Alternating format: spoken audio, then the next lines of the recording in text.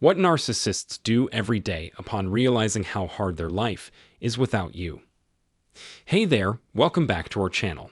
Have you ever wondered what goes through a narcissist's mind when they realize their life is deteriorating without you?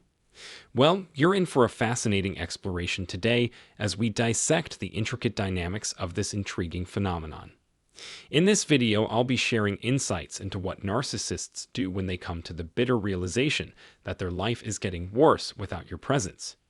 Drawing from my personal and professional experiences dealing with narcissists, I'm here to shed light on the pandemonium, distress, and turmoil they may go through. Before we dive in, make sure to engage with us. Hit the like button if you're ready for this exploration, share your thoughts in the comments, and if you're new here, don't forget to subscribe. Your support means the world to us. Let's chat about the crazy stuff that narcissists do. They keep messing with your head, playing games, being passive-aggressive, or just plain aggressive. You're trying hard to get away from them to keep your sanity intact. But get this, when you finally leave, they act like it's a surprise, like they didn't see it coming. Suddenly, they realize they can't handle life without you, and they want you back. So, what goes down when they figure out that things get worse without you? Before we dive into that, here's a crucial point. Don't go back to them. If you've managed to break free and they've given you a break, appreciate it and don't look back. Don't let them back into your life, no matter what they say or do. They're still the same, no matter how convincing they might seem. Seriously, don't fall for it. So, what's happening now? You've ditched them, there's no way you're going back, and they realize you're not even glancing backward. You've basically kicked them out of the central processing unit of your life, a move I always recommend. By doing this, you've cut off their lifeline. You've starved them of what we call narcissistic supply. They need a constant flow of this supply to feel valued, validated, and basically alive. If they can't get it from you through admiration for their actions or by enhancing their image, they'll try to get it by putting you down, treating you badly, and generally being mean. They get a twisted sense of satisfaction from this. So when they realize you're not coming back and their supply source is gone, they go through a series of stages. It's like the stages of grief, denial, anger, bargaining, and maybe acceptance. But full acceptance might be something they never really reach. Think of them like people who hoard jam for the winter. Just like those folks stash away their jams and sauces, narcissists hoard their sources of supply.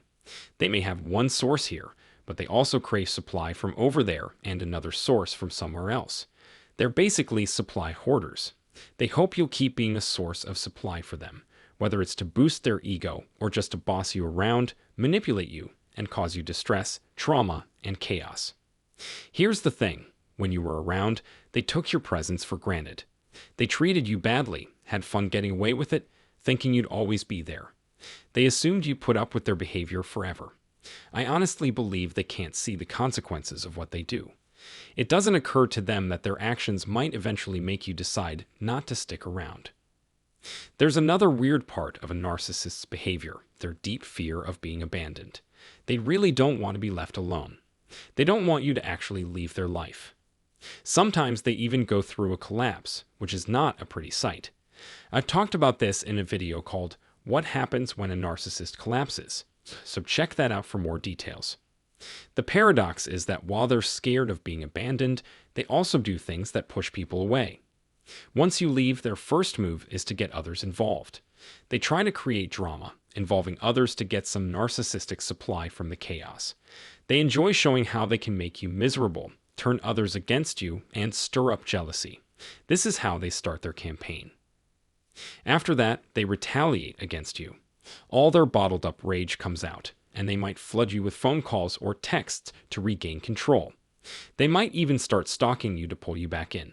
They could use tactics like showering you with love, or suddenly being super nice, love bombing, or hoovering. Like I said before, they want to keep all forms of supply, and they'll come up with plans to trap you back into their mess. They might even go as far as filing lawsuits to grab your attention, to scare you, basically saying, "You're not getting away from me that easily." Now, imagine you've cut off a narcissist. And it's important to check out my video on what happens when you go silent on them for more details. But here's the deal. They eventually figure out you're not coming back. And when that reality hits, they go through some pretty desperate moves. See, now they're without their usual fix of attention and admiration, so they start acting even more crazy and aggressive. They're scrambling to find someone else to feed their ego because they've lost control over you. In their effort to regain control and find a new source of attention, they might stoop to lying and manipulating, making themselves out to be the victim and you the bad guy. But as time goes on and you stay away, they have to face the truth. You're not coming back. Here's where their biggest fear kicks in: being abandoned. At this point, they're not feeling sorry for the harm they caused you. Instead, they're feeling sorry for themselves. They realize they depended on you for emotional support, hard work that benefited them, and your ability to make them look good. They miss all the stuff you brought to the table, whether it was money, physical help, intellectual contributions, or your social standing. Whatever you were doing for them, they suddenly see it's gone, and it bugs them. But here's the twist. Their distress isn't because they miss you as a person. It's because they miss the benefits they got from you. Even though they treated you like you didn't matter, the reality is you had significant value to them. And this realization might hit them hard when they see you're not around to give them the support and validation they craved. Now they might go through a period of feeling upset and angry, not because they miss you, but because they miss the benefits and advantages they enjoyed when you were in their life. They might struggle with this reality and go through emotions like anger, frustration, desperation, and self-pity. And that could lead to them trying to pull you back into their manipulative web because they're dealing with the loss of a valuable source of attention. But remember, it's not about losing you. It's about losing what you were providing for them. And when they realize your value, they might try to devalue you even more in their minds and to others. They might spread rumors or try to ruin your reputation. It's their way of regaining control and protecting their bruised ego. But always remember, their actions are about their insecurities and fears, not your worth. After that, they move on to a phase of intense observation. They're keeping a close eye on you, stalking your social media, or trying to find out what's going on in your life. This behavior is really creepy, and if you find it so, leave a comment saying "so creepy." They're always watching, and I've even made a video about why narcissists are always keeping tabs on you. With time, they might reluctantly move on, looking for another source of attention like a snake searching for its next prey. They need this attention to feel alive, and without it, they feel lifeless. So they'll go on a quest to find someone else to feed their narcissism.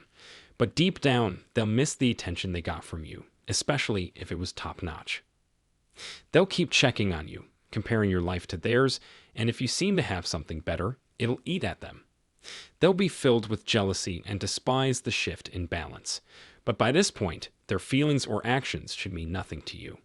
Once you stop caring about what they think or do, you cut the emotional tie that binds you to them. They can sense this change, so it's crucial to erase them from the central processing unit of your life. Your indifference to their existence is the key to moving on.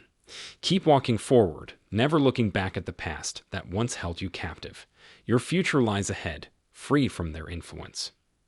If you found value in this video and it resonated with you, please express your appreciation by giving it a thumbs up, sharing it with others who may find it beneficial, and dropping your thoughts in the comment section below.